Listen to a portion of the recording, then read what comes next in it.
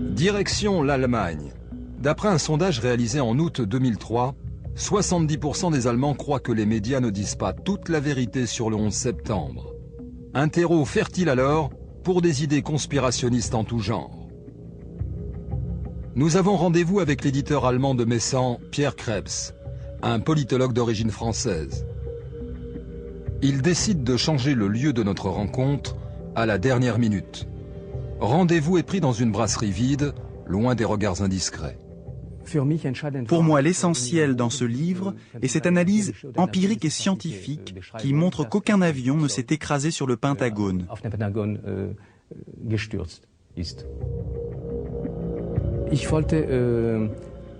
J'avais l'intention de publier une collection de livres qui analysent la politique américaine de manière critique, pour montrer que leur prétention à vouloir gouverner la planète est criminelle et qu'elle représente un danger pour le monde entier. D'après moi, il serait grand temps qu'une nouvelle ère des Lumières arrive chez nous. Nouvelle lumière ou ancien démon? Mais qui est Pierre Krebs, cet étrange personnage? En dehors de ses activités d'éditeur, Pierre Krebs préside le séminaire Thule, dont il est également le fondateur. Un tour sur son site ne laisse aucun doute sur son orientation politique. Le séminaire Thule est une société secrète d'extrême droite, paganiste.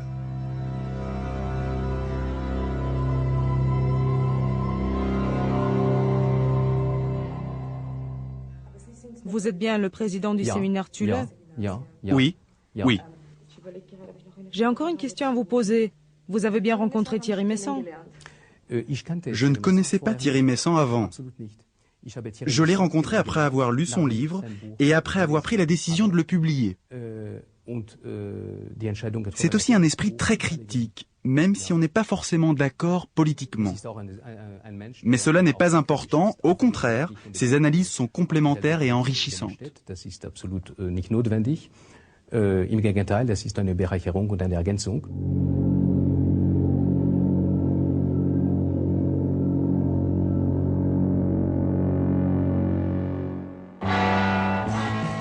En Allemagne, le cas Meyssan fait école. Ici, ils sont des dizaines à avoir flairé le bon filon.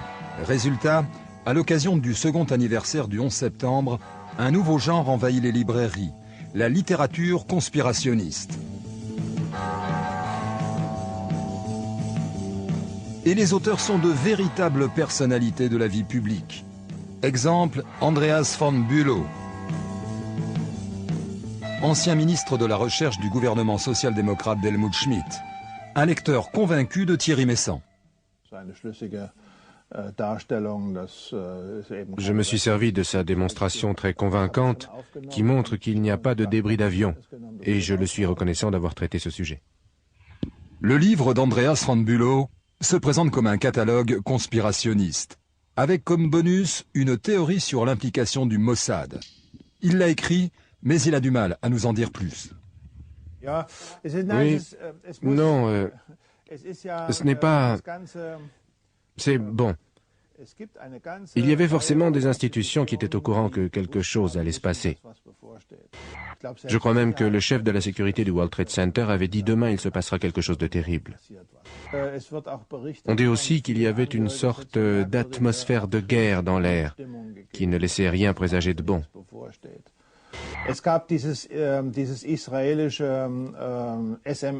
Il y avait cette entreprise de messagerie électronique israélienne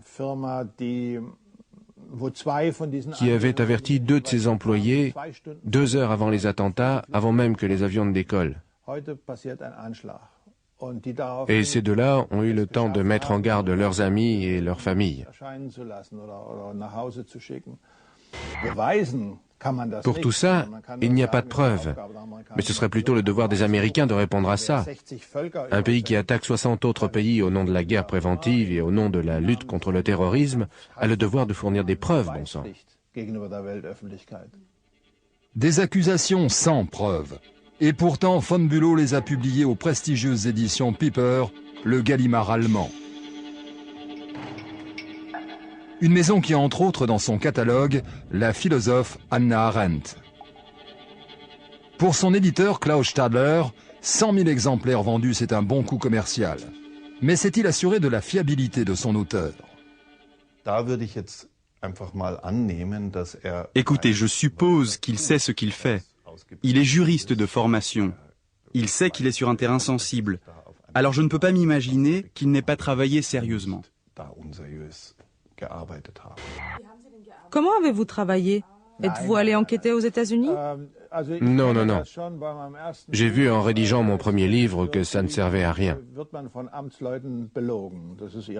Quand vous abordez des thèmes chauds, les fonctionnaires mentent, c'est leur travail de mentir. Les gens qui travaillent pour les services secrets ont pour devoir d'inventer des mensonges crédibles pour protéger leurs États. Alors ça ne sert à rien de leur parler. En revanche, Internet s'est avéré être une source incroyablement riche. Nous étions en tête des meilleures ventes dans la catégorie des essais scientifiques. Et indépendamment des thèmes, je crois en tant qu'éditeur qu'on peut se féliciter d'un pareil succès. Autrement dit, George W. Bush nous a aidés à vendre beaucoup de livres. Je ne vois pas où est le mal. Seul problème, une maison d'édition de prestige donne ainsi une caution intellectuelle à des thèses farfelues. Et en effet, en Allemagne, la conspiration se vit au grand jour. Les conspirationnistes du 11 septembre organisent des colloques, rassemblent des foules et vendent des livres. Ici, ce sont des vedettes. Exemple, Matthias Bröckers, ex-chef de rubrique de la Tageszeitung, quotidien de gauche. Référence allemande en cannabis, Bröckers donne aujourd'hui des conférences sur le 11 septembre à l'université. Il s'est également fait un nom en publiant un petit essai intitulé « Quand les tomates font des rêves ». Ces livres traitent de questions cosmologiques et de la manière dont nous percevons la nature. Je veux montrer qu'il existe des modes de pensée novateurs qui se heurtent malheureusement encore aujourd'hui à des schémas trop archaïques.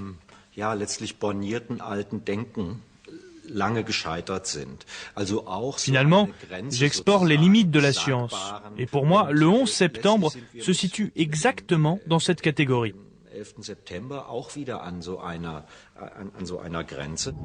Aujourd'hui, l'amphithéâtre est rempli de gens venus écouter religieusement la théorie de Bröckers sur le 11 septembre. Selon lui, 6 des 19 terroristes kamikazes responsables des attentats seraient toujours en vie. La liste du FBI serait donc fausse. Conclusion, les coupables ne sont pas ceux qu'on croit. Pour Bröckers, il y a donc complot. Écoutez ses arguments. La légende d'Oussama et des 19 voleurs est une théorie classique du complot. Elle suit ce vieux schéma. Avant qu'on ait le temps de t'accuser de quelque chose, dépêche-toi d'accuser quelqu'un. C'est un fonctionnement vieux comme le monde. Imaginez, vous êtes avec un groupe de gens et tout à coup ça sent mauvais. Vous pouvez être sûr que le premier à vous faire remarquer que ça pue est aussi à l'origine de cette odeur. Pour les événements du 11 septembre, c'est pareil. Ceux qui sont trop empressés à désigner des coupables sont probablement aussi à l'origine du crime. Et ça va durer comme ça pendant des heures. Est-ce que vous trouvez que M. Bröckers est à sa place ici en tant que chercheur? Oui, bien sûr. Il argumente de manière très scientifique et très méticuleuse.